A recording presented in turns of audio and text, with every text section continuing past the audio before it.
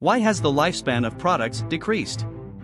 Why can't newer microwaves, blenders, washing machines, shoes, sweaters, braziers, light bulbs, batteries, and so many other products last as long as the older models used to last?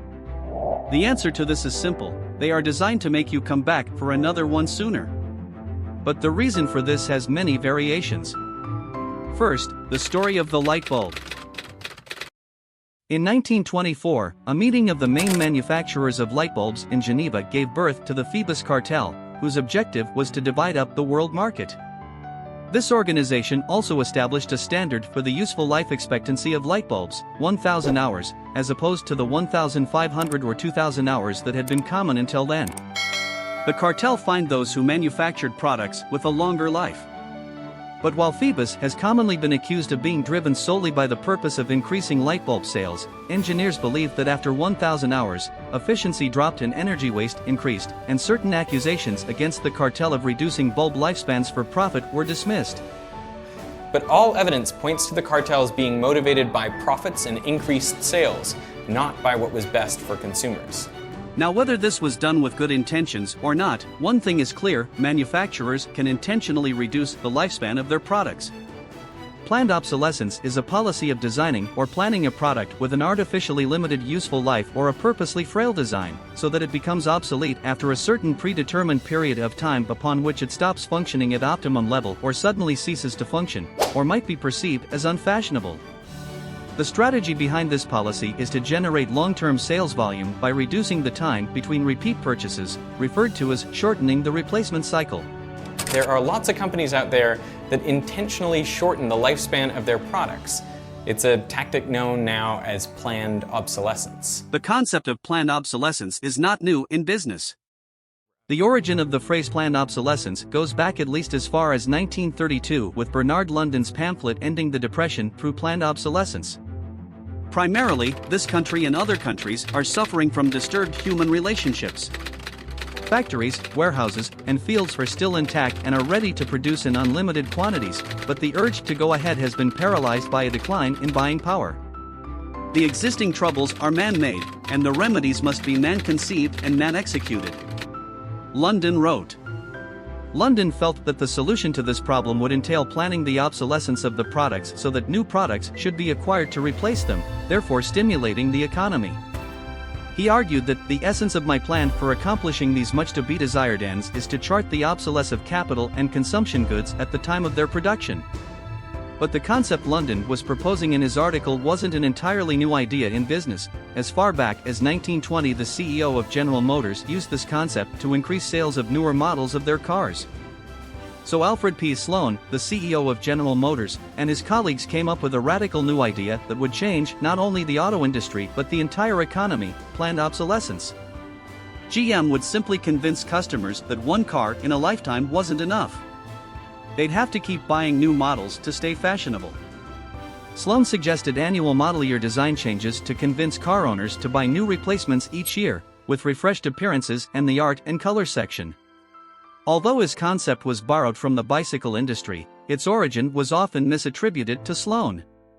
Sloan often used the term dynamic obsolescence, but critics coined the name of his strategy planned obsolescence. This strategy had far-reaching effects on the automobile industry, product design field, and eventually the whole American economy. The smaller players could not maintain the pace and expense of yearly restyling. Henry Ford did not like the constant stream of model year changes because he clung to an engineer's notions of simplicity, economies of scale, and design integrity. Colors. Up until then, Henry Ford had said, you could have whatever color you like, so long as it's black. The goal wasn't just to make Ford's Model T look outdated, but to make their own cars feel outdated every year, encouraging customers to trade in their old cars for shiny new ones. GM surpassed Ford's sales in 1931 and became the dominant company in the industry thereafter. The frequent design changes also made it necessary to use a body-on-frame structure rather than the lighter, but less easy to modify, unibody design used by most European automakers. Over time, the idea of planned obsolescence has been adopted by other industries, not just the automakers. The electronics industry has been one of the major adopters of this idea in recent years. Understanding planned obsolescence. It is important to note that planned obsolescence differs from perceived obsolescence, which is when designers make frequent stylistic changes to their products due to the decrease in the perceived desirability of unfashionable items. Planned obsolescence is a deliberate strategy used by companies to create a demand for new products. It is a way to increase profits and keep customers coming back. It is a controversial practice that has been criticized mainly for its impact on the environment. All of the arsenic, cadmium, lead, beryllium, and other hazardous materials that are contained in electronic waste should be kept out of landfills, should be kept out of rivers and lakes, and also should be kept out of from being dumped into emerging economies such as China, India, or Africa. Because it leaves customers with loads of electronic appliances that eventually ends up as waste in the environment. But away from its impact on the environment, let's look at its impact on the customers and the economy. Several sectors are more well known for planned obsolescence than others. As far as fashion is concerned, nylon stockings are destined to wear out, which means they must be replaced on a regular basis. Meanwhile, in technology, the replacement cycle for personal electronic devices such as smartphones has historically been 2 to 3 years because components begin to wear down and new generations of software and operating systems grow less compatible with the aging hardware. Furthermore, software is also often designed to include new features and file types that are incompatible with old versions of the program. Not to be outdone, computer hardware is also a candidate for planned obsolescence because computing power in microprocessors typically follows Moore's law, which observes that the number of transistors able to fit on an integrated circuit doubles about every 2 years and the cost of processing power halves every 2 years. The truth is that planned obsolescence is majorly aimed at increasing sales and profits for manufacturers. When Sloan first came up with this strategy, his target was to increase sales of GM cars and outperform his direct competitor Ford Motors. In modern business, planned obsolescence is often hidden under the disguise of innovation, and customers are gradually being programmed to embrace whatever this innovation brings. These companies spend lots of money on marketing campaigns, and the term consumer engineering is a big focus on these marketing strategies. However, business decisions made without considering the customer's financial well-being only benefit the company and disregard ethical principles. Mobile phone companies continue to use this business strategy to keep their customers under their control, with giant companies like Apple and Samsung leading the pack. Apple has often come under attack for this strategy, and they got more than just an unsatisfied customer's complaints for it. Some iPhone owners say they want Apple to pay for slowing down older phones. The tech giant. If you've ever complained that your older iPhone was slowing down, you may be in luck. Apple has settled a class action suit after being accused of purposely slowing down older phones during upgrades. Now millions of people could soon get a check. In 2017, a growing number of users began to find significant degradation of speed in older iPhones, plus unexpected shutdowns. The culprit was Apple's pre-programmed throttling of iPhone performance in a new version of its iOS operating system when battery power declines, which the company later claimed was designed to protect these devices from potential damage.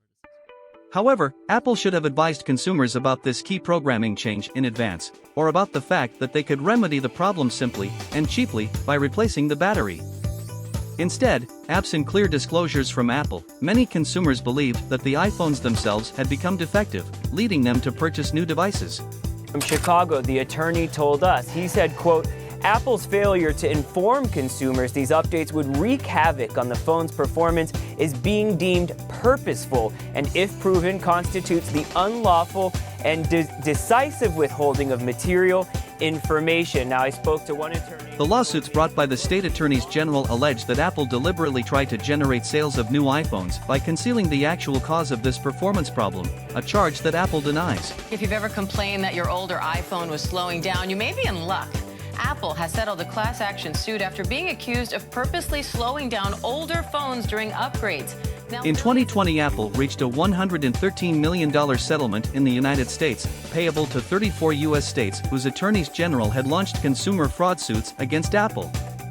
Today, planned obsolescence has evolved much further and is embedded in core business strategies to ensure recurring sales and business scalability. Here are some of the tactics brands use to keep you swiping your cards. 1. Designing products to sell complementary goods.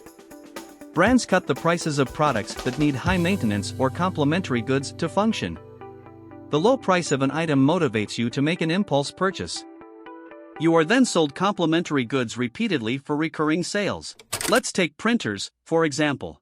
Printers are designed to stop working when the ink cartridges reach a certain threshold, even if it's not empty.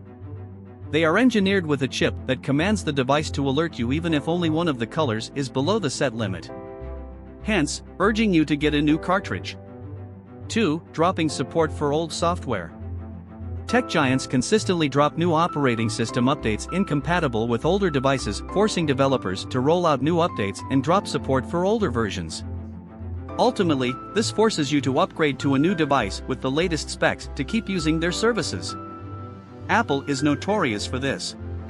People have often reported that iOS updates on the iPhone tend to slow down older models, sometimes causing an abrupt shutdown. 3. Pushing perceived obsolescence. In 2020, Apple released 5 new phones and Samsung released 15 new phones. Apple reportedly sold about 196.2 million iPhones, and Samsung sold about 296 million phones in 2019. All told, an estimated 1.48 billion smartphones were sold worldwide in 2019. Perceived obsolescence is the practice of making customers feel that the products they own are no longer in touch with their current needs and pushing them to buy newer models. In other words, it's deceiving the customers about their own needs through inventive marketing techniques that focus on style rather than functionality. Brands release new cars, phones, gear, and outfits consistently, marketing them as remarkably superior and making the previous models seem obsolete in comparison. Often, they are instead just restyled versions with minor improvements. These products are marketed as status symbols, and not owning the latest model hurts reputation. 4. Making irreplaceable and non-reparable parts. Manufacturers deliberately make products overly expensive and unnecessarily complex to repair, even for minor defects. This strategy aims to convince you to just get a new one instead of spending on improving your old product. And every manufacturer that sells a product with a wear item should make replacements available. You would not buy a car if the tires were welded to the car and there was no way to change them. It forces you to consider skipping the repair cost since it's almost as much as the cost of a new product.